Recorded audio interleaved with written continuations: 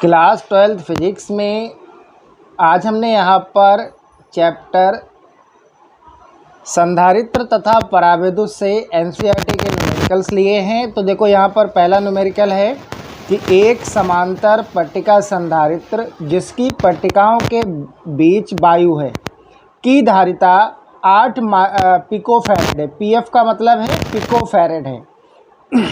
यदि पट्टिकाओं के बीच की दूरी को आधा कर दिया जाए और इनके बीच के स्थान में 6 परावैद्युतांक का एक पदार्थ भर दिया जाए तो धारिता क्या होगी। बहुत इंपॉर्टेंट न्यूमेरिकल है, एनसीईआरटी का है। तो देखो यहाँ पर अगर हम इसको सॉल्व करेंगे तो यहाँ पर दो कंडीशन है। एक तो आपको समांतर प्लेट संधारित्र की धारिता वायु में दे रखी है और एक जब हमने उनके बीच में कोई परावैद्युत पदार्थ रखा है 6 परावैद्युत पदार्थ, यानी के का मान कितना है 6 है। तो देखो पहली कंडीशन को समझिए। कह रहा है एक समांतर पट्टिका संधारित्र जिसकी पट्टिकाओं के बीच वायु है की धारिता 8 पिकोफैरेड है, यानी कि वायु में संधारित्र की धारिता जो है वो 8 पिकोफैरेड है। तो यहाँ पर आप लिख लेना कि समांतर प्लेट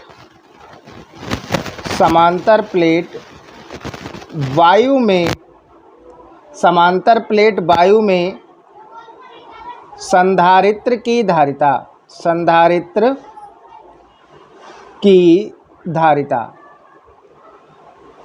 कितनी दे रखी है, C = 8 माइक्रोफैरेड, 8 पिकोफैरेड कितना दे रखा है 8 पिकोफैरेड।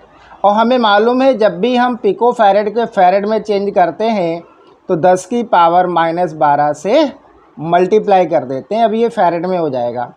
और वायु में संधारित्र की धारिता का सूत्र क्या होता है, ये होता है C = होता है ε0A/d। ये C = होता है और C का मान दिया, यानी कि यही इक्वल किसके है 8 × 10 की पावर -12 फैरेड के। इसको आप समीकरण नंबर 1 मान लीजिएगा क्योंकि इसका आगे यूज होगा। सही है। अब देखो कह रहा है यदि पट्टिकाओं के बीच की दूरी को आधा कर दिया जाए, पहले दूरी d है, अब दूरी को घटा रहा है, यानी कि d कितना हो गया d/2, दूरी आधी कर दी जाए और इनके बीच के स्थान में 6 परावैद्युतांक का पदार्थ भर दिया जाए, यानी कि k बराबर कितना है, k बराबर है 6। तो कह रहा है धारिता क्या होगी, यानी कि Ck निकालना है =? Ck का मतलब C तो धारिता है, संधारित्र की धारिता, और k यहाँ पर परावैद्युतांक हो गया। तो इसका फार्मूला क्या हो जाएगा देखो इसका फार्मूला होगा Ck = k ε0A/d। और k कितना है 6 है। वैल्यू लगाइए आप, k की वैल्यू लगाइए बेटा, k कितना है 6 है। ठीक है। और इनटू में ε0A और बटे में d कितना है, दूरी आधी कर दी गई है तो d/2 है और ये 2 ऊपर पहुंच जाएगा। ठीक है। तो कितना आ जाएगा 2 जब ऊपर जाएगा ये 2 कहाँ पहुंच जाएगा, ऊपर पहुंच जाएगा। ठीक है। तो 6 दूनी कितना हो जाएगा 12 × ε0A/d। ये आपका Ck आ गया। कितना आ गया, Ck आ गया।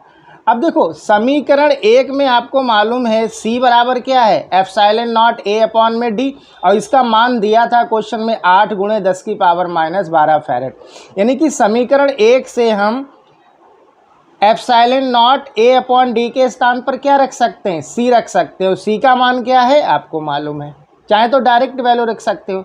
यहाँ लिखना आप समीकरण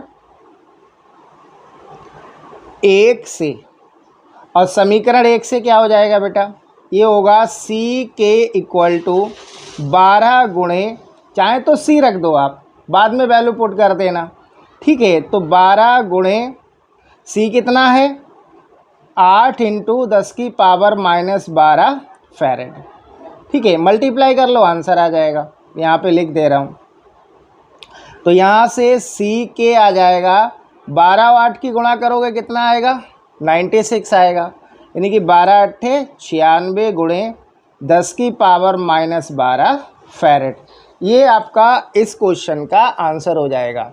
ठीक है, ये आ जाएगा सी के बराबर आ जाएगा 96 गुणे 10⁻⁻12 फैरेड। ये सब एनसीईआरटी के न्यूमेरिकल हैं, आप इनको बहुत अच्छे से कर लेना। देखो अगला हमने न्यूमेरिकल एनसीईआरटी से लिया है, कह रहा है 12 पिको फैरेड का एक संधारित्र 50 वोल्ट की बैटरी से जुड़ा है।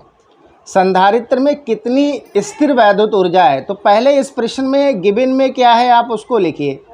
देखो 12 पिको फैरेड का एक संधारित्र, तो फैरेड किसका होता है, धारिता का मात्रक होता है, यानी कि संधारित्र की धारिता दे रखी है।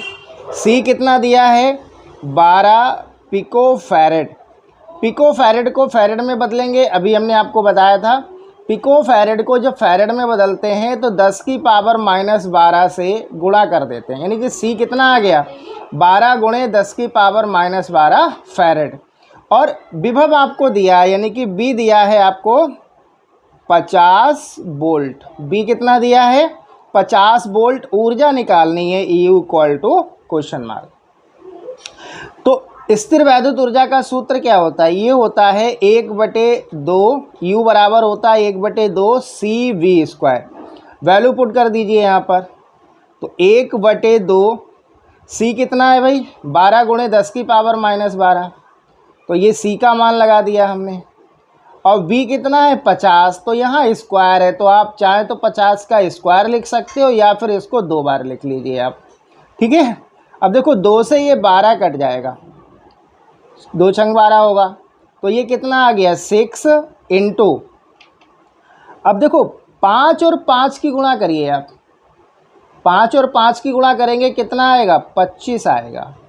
और यहाँ 2 जीरो बचे आपके पास, क्योंकि हमने 5 और 5 की गुणा की है 25, तो 2 जीरो बचे ना, 1 जीरो इसका और 1 इसका। तो आप इसको 10⁻2 लिख लीजिए। ठीक है, और 10⁻⁻12 ये 10⁻⁻12। ठीक है, अब आप सॉल्व करिए। 25 और 6 की गुणा करेंगे कितना आएगा, 150। 10⁻12 माइनस का 2 प्लस का, तो घातें घट जाएंगी, तो क्या बचेगा, 10⁻−10। और ये ऊर्जा है तो किस में आएगी, जूल में आएगी। यानी कि इसका आंसर किस में आएगा, जूल में आएगा। 150 गुणे 10⁻−10 जूल। ठीक है, अगर आप इसको थोड़ा और सॉल्व करना चाहते हैं तो U बराबर 2 डिजिट से पहले, लेफ़्ट से 2 डिजिट से पहले आप दशमलव लगा दो। देखो कैसे, मैंने लिखा यहाँ पर 1.5 या 1.50 लिख दो, कोई दिक्कत नहीं है। ठीक है, अब 2 डिजिट से पहले यहाँ दशमलव लगा रहे हैं तो ये घात कम हो जाएगी, तो क्या आ जाएगा, 2 घात कम हो जाएगी, 10⁻−8 जूल। ठीक है, तो एग्ज़ाम में आप कोई सा भी आंसर लिख दीजिएगा, दोनों सही होंगे। तो ये दोनों न्यूमेरिकल आपके एनसीईआरटी से लिए गए थे, इम्पॉर्टेंट हैं, कर लेना। अगली क्लास में हम आपको और इसी चैप्टर के एनसीईआरटी के न्यूमेरिकल्स सॉल्व करेंगे।